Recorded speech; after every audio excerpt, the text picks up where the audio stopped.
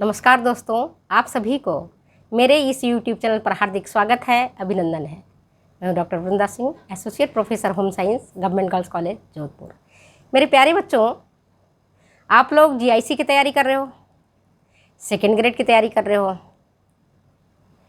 Lecturer के लिए तैयारी कर रहे हो, जीआईसी की तैयारी कर रहे हो, तो आपको पूरी चीज़ अच्छी तरह से आना चाहिए।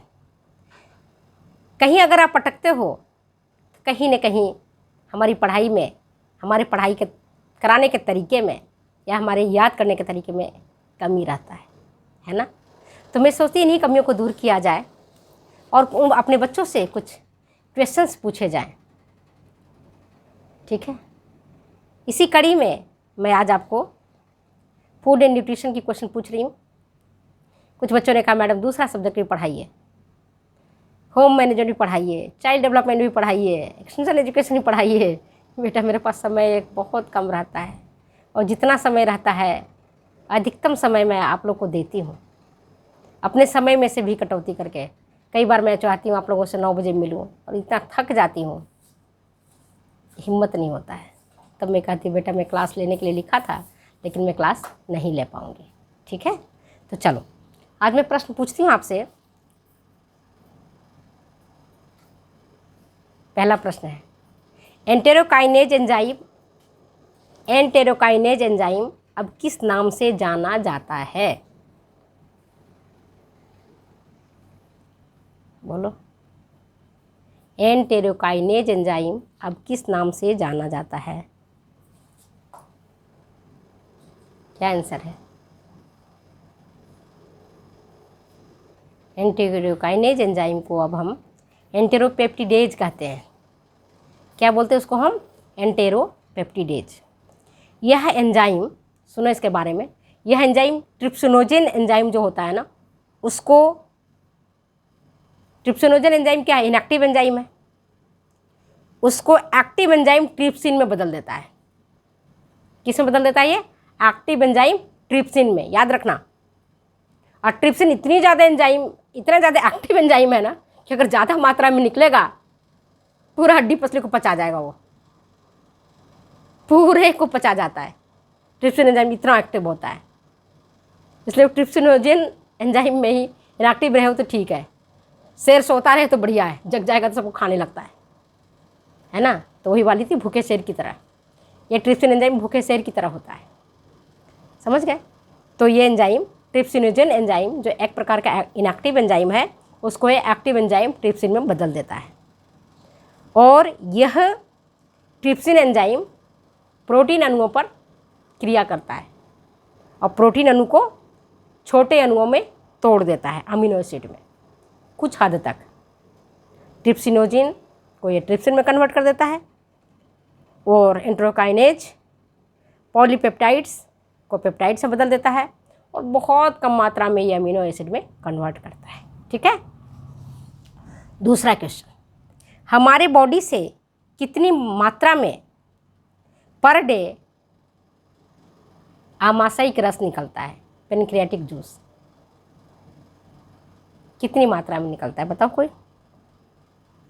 करेक्ट आंसर क्या होगा? कितनी मात्रा में पेनक्रियाटिक जूस निकलता है?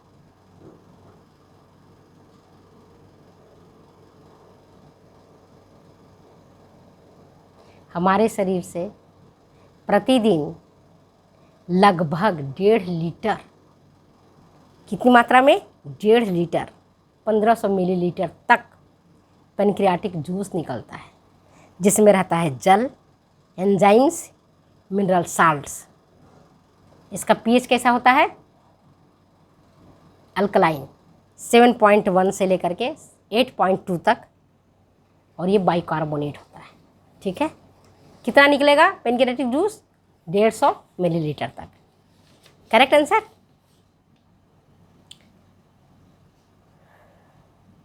क्वेश्चन नंबर तीसरा पूछती हूँ, काइमोट्रिप्सिन क्या करता है? काइमोट्रिप्सिन क्या करता है बताओ? काइमोट्रिप्सिन डाइजेस्टिव सिस्टम में पूरा डिटेल्स बताए थे आपको याद होना चाहिए बच्चे, भूलना नहीं चाहिए। चलो मैं बताती हूँ। काइमोट्रिप्सिन एक प्रकार का इनएक्टिव एंजाइम है। यह भी प्रोटीन डाइजेस्टिव एंजाइम है। जो एक्टिव फॉर्म काइमोट्रिप्सिन में बदल जाता है। ठीक है, काइमोट्रिप्सिनोजन क्या है? वही काइमोट्रिप्सिन में बदल जाता है, काइमोट्रिप्सिनोजन। यह भी प्रोटीन पर क्रिया करता है, प्रोटीन पर एक्ट करता है और ट्रिप्सिन की तरह ही प्रोटीन को पॉलीपेप्टाइड और पेप्टाइड में बदल देता है। इसे बदलेगा पॉलीपेप्टाइड और पेप्टाइड में। तो काइमोट्रिप्सिन का क्या काम है? काइमोट्रिप्सिन है क्या चीज़? पहली बात, ये कौन सा गोला है, कौन सा तोप है? तो ये बड़ी तोप ये है कि यह इनएक्टिव प्रोटीन डाइजेस्टिव एंजाइम है, असक्रिय है, कम सक्रिय है ना, जो एक्टिव फॉर्म काइमोट्रिप्सिन में बदलता है। ठीक है, काइमोट्रिप्सिन में बदलेगा। यह भी प्रोटीन पर एक्ट करेगा और ट्रिप्सिन की भांति, ट्रिप्सिन की ही तरह यह पॉलीपेप्टाइड और पेप्टाइड में प्रोटीन अणुओं को तोड़ता है। नेक्स्ट क्वेश्चन, पेनक्रियाज से निकलने वाला एंजाइम्स भोजन को पचा डालता है। प्रश्न सुनो, पेनक्रियाज से निकलने वाला एंजाइम्स भोजन को पचा डालता है, परंतु पेनक्रियाज क्यों नहीं पचता है? पेनक्रियाज भी तो मांस ही है कच्चा, क्यों नहीं पचता है बताओ? इस प्रश्न को जो उत्तर देगा मैं समझ जाऊंगी कि वो वास्तव में पढ़ाई करती है हमारी बच्ची। छोड़ दो इस प्रश्न का उत्तर है कमेंट क्या मोमेंट के लिए कि बता दूं?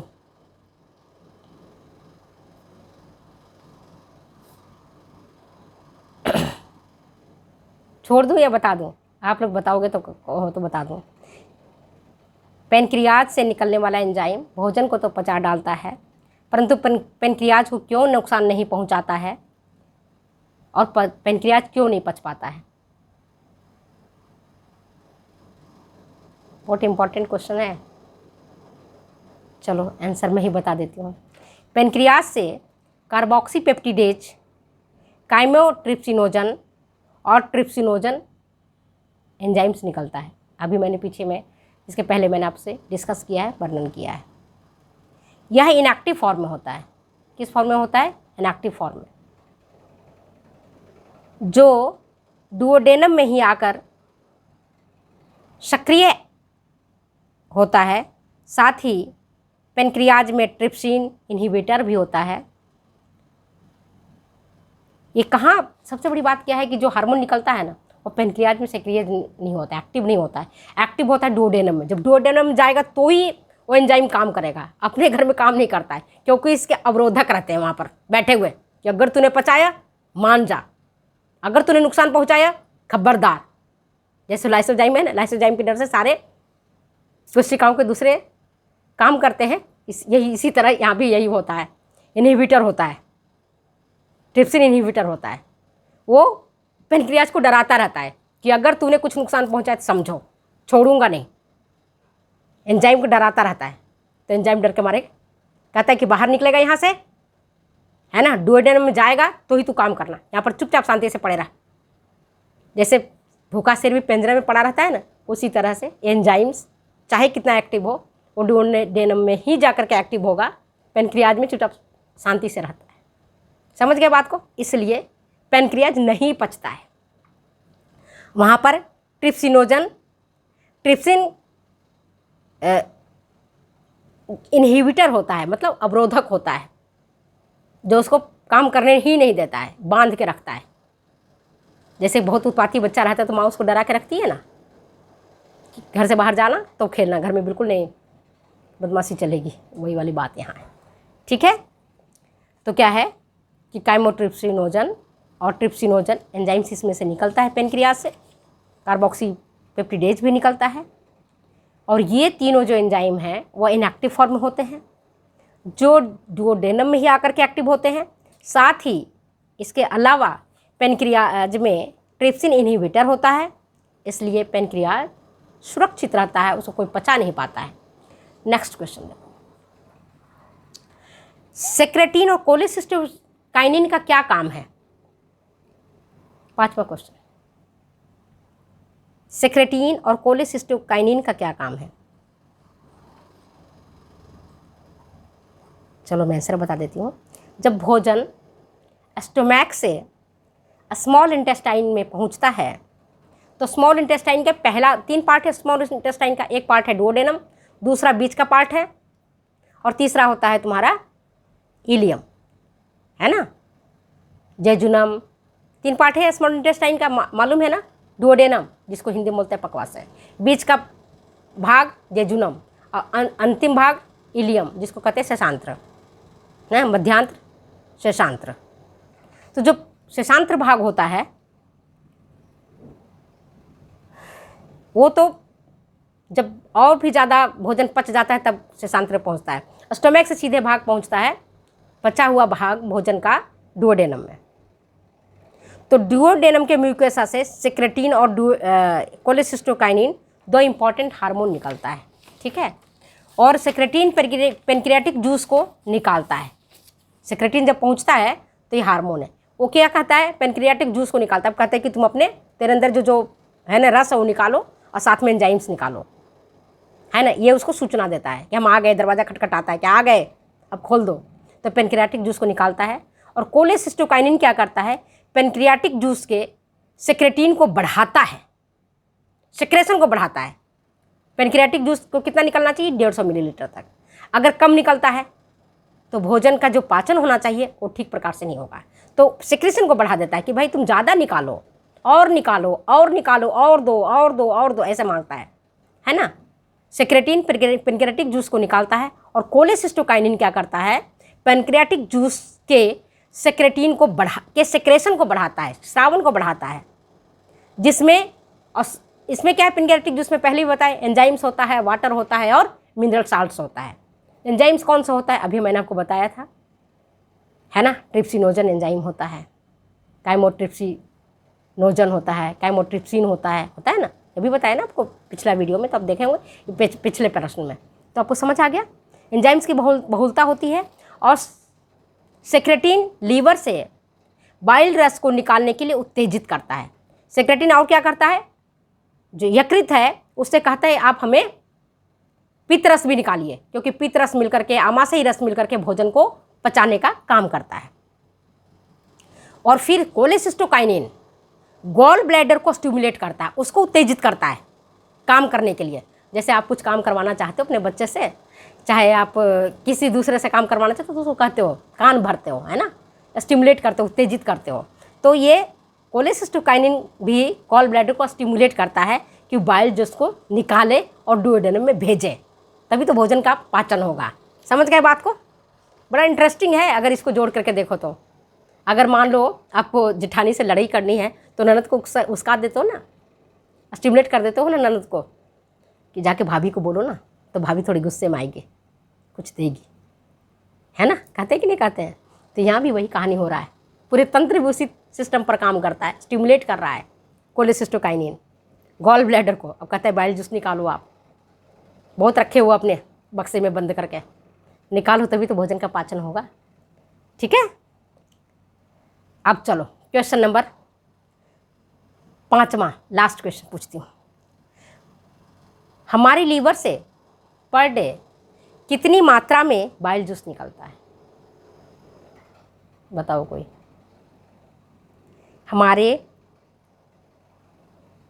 लीवर से कितनी मात्रा में पर डे बाइल जूस निकलता है, पित्त रस कितना निकलता है। आमाशयी रस तो बता दिया था 1500 मिलीलीटर निकलता है। अब बताओ पित्त रस कितना निकलता है। जब हम खाना नहीं खाते हैं तो कई बार उल्टियाँ होती तो खूब सारा पानी निकलता है, उसके साथ पित्त भी निकलता है, पीले पीले रंग का, हरे पीले रंग का, है ना, कहते हैं पित्त गर्म हो गया, नाम सुने हो। तो चलो पित्त रस कितना निकलता है,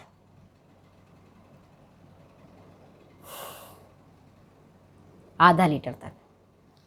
पेनक्रियाटिक जूस से जो रस निकलता है वो 1.5 लीटर तक, और ये आधा लीटर तक, 1 गिलास मान लो, आधा लीटर, याद रहेगा, आधा लीटर। पित्त में क्या होता है? पित्त लवण, पित्त पिगमेंट, लेसिथिन और कोलेस्ट्रॉल, ये होता है इसमें। बाइल में क्या होता है? Bile salt, bile pigment, lecithin और कोलेस्ट्रॉल। और बाइल पिगमेंट का क्या काम है? पित्त को रंग देना, हरा पीला रंग जो होता है ना, इसी पिगमेंट के कारण होता है। पित्त लवण जो पित्त है, पित्त रस में जो रंग होता है, कई बार देखते हैं उल्टियाँ होती है, छोटे बच्चे उल्टी करते हैं, चाहे अपन उल्टी कर देते हैं, तो उसका अजीब सा रंग हो जाता है, हरा पीला निकलता है। तो इसके कारण क्यों निकल रहा है? वो बाइल पिगमेंट के कारण।